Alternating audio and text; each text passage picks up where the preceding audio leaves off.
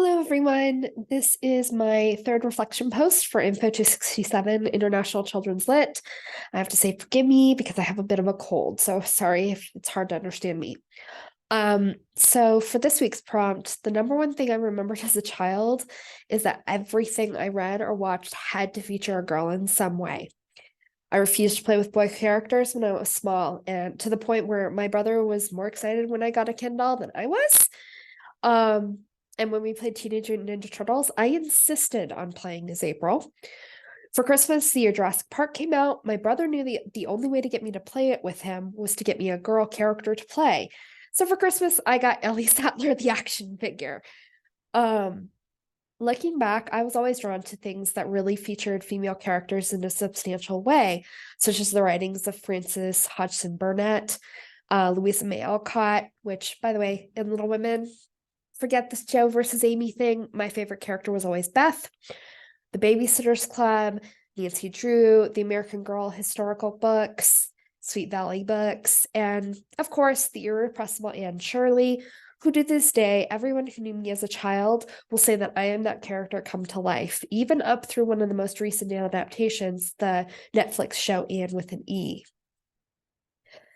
And I also think that that's why I ended up falling in love with, for instance, Sailor Moon when it reached the United States, because Sailor Moon had featured five girls who were very different, had different personalities, and they were the ones who moved the action, the story, the plot.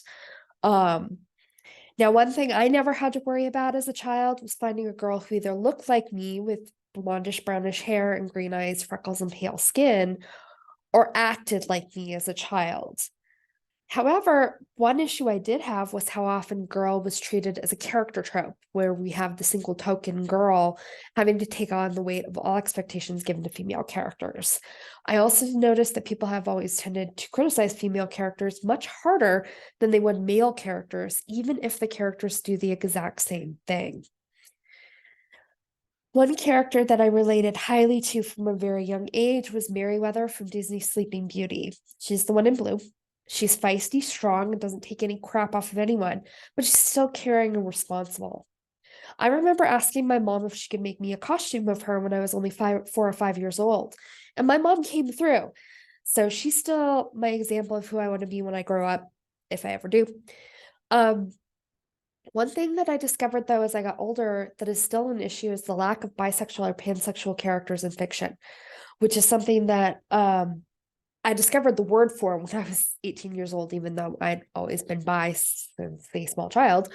And I found very few mainstream examples of these characters that are not stereotyped as promiscuous cheaters or as a phase before choosing one side or the other.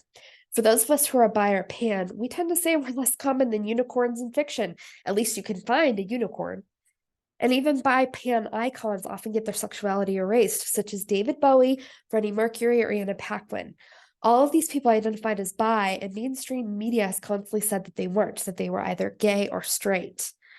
I'm using this as an example to say that I actually do get why representation is important. All people need to be able to see examples of themselves in fiction, of seeing people who are like them being represented in fiction, because to do otherwise invalidates your existence.